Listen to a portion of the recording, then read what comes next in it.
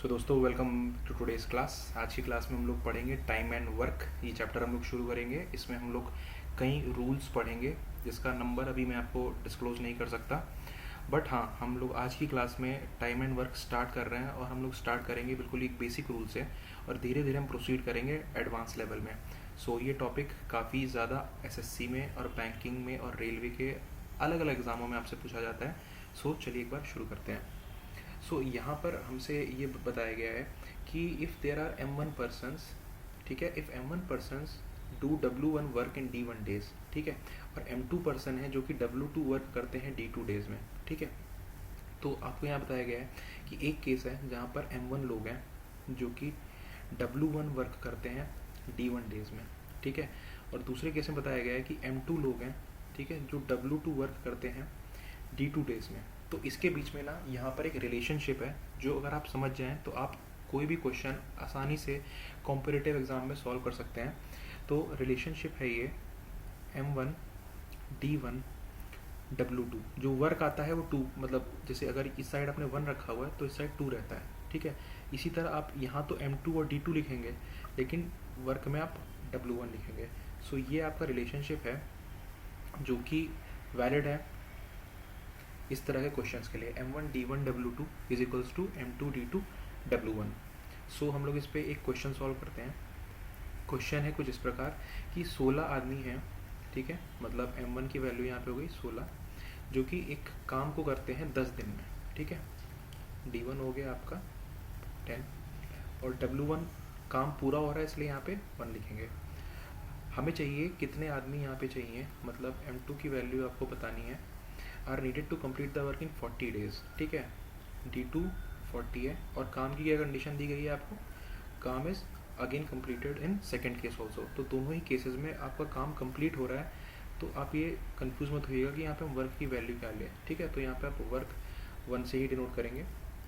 सो यहाँ पर हम लोगों ने जैसे पिछला फॉर्मूला पढ़ा था, तो यहाँ पे हमारा फॉर्मूला होगा M1 D1 W2 is equals to M2 D2 W1।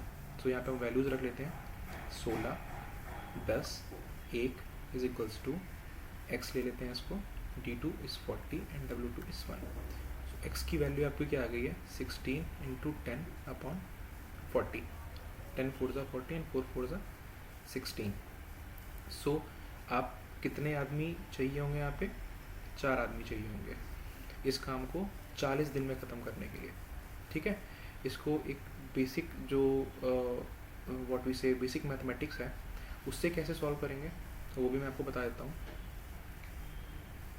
यहाँ पर 16 आदमी, ठीक है, 10 दिन तक काम करते हैं, ठीक है। तो मान लो 160 यूनिट काम हुआ, ठीक है। 16 आदमी हैं और 10 दिन तक काम कर रहे हैं, ठीक है। तो कितना काम हो जाएगा 160 यूनिट, ठीक है। अब इसी तरह आप ही मान लीजिए x आदमी हैं जो कि आपके 40 दिन तक काम करेंगे। जो x आदमी है आपका 40 दिन तक काम करेगा तो भी 160 यूनिट काम करना पड़ेगा, क्योंकि काम तो आपका टोटल 160 यूनिट ही है। आपको समझ में आ रही बात कि पहले केस में काम कितना आया था आपका 160 यूनिट आया था। एक आदमी एक दिन में अगर 1 यूनिट काम करता है, इसको हम ऐसे समझते हैं, एक आदमी एक दिन में अगर 1 यूनिट काम करता है तो एक आदमी 10 दिन में 10 यूनिट काम करेगा और 10 आदमी 10 दिन में 100 यूनिट काम करेंगे, ठीक है। तो ये बेसिक अर्थमेटिक है। तो यहाँ पर आपने देखा कि 16 आदमी ने 10 दिन में 160 यूनिट काम किया, तो यहाँ पर x आदमी 40 दिन तक काम करेंगे तो भी उन्हें 160 यूनिट काम ही करना है, क्योंकि आपका काम ही 160 यूनिट का है, ठीक है। तो यहाँ पर x आदमी है, 40 दिन है और 160 यूनिट है। तो आप ही बताइए, दिन यहाँ ज़्यादा है, ठीक है, तो आदमी ऑब्वियसली बातें कम आएंगे। तो x times 40 should be equal to 160। तो x क्या आएगा आपका 160 अपॉन 40, दैट इज़ 4। दोनों ही केस में हमारा सेम आंसर आया, ठीक है। तो यहाँ पर कितने आदमी हैं और कितने दिन हैं ये आपस में मल्टीप्लाई होते हैं, ठीक है, और यही दोनों चीज़ें मल्टीप्लाई होकर आपको वर्क देती हैं। सो बेसिकली हमने इसी को, मतलब इसी से की मदद से ही हमने अपना पिछला रिलेशनशिप भी बनाया। जो हमारा सामने जो रिलेशन दिख रहा है वो इसी की मदद से हमें दिख रहा है, क्योंकि M/D इक्वल टू W ये आपका बेसिक व्हाट उसे अंडरस्टैंडिंग है कि कितने आदमी हैं कितने दिन काम करते हैं वो बराबर होता है आपके काम के। तो M1 D1 equal to W1 हो जाएगा, M2 D2 equal to W2 हो जाएगा, ठीक है। और यहाँ पर आपका W1 और W2 दोनों ही केस में बराबर है। W1 और W2 मतलब जो मैंने आपको सवाल बताया था उस केस में आपके बराबर थे, अदरवाइज आप इनको अपॉन में लिख दीजिए, ठीक है। एक जनरल केस में आपको बता देता हूँ, W1 W2 के बराबर इस क्वेश्चन में था, इन जनरल नहीं है।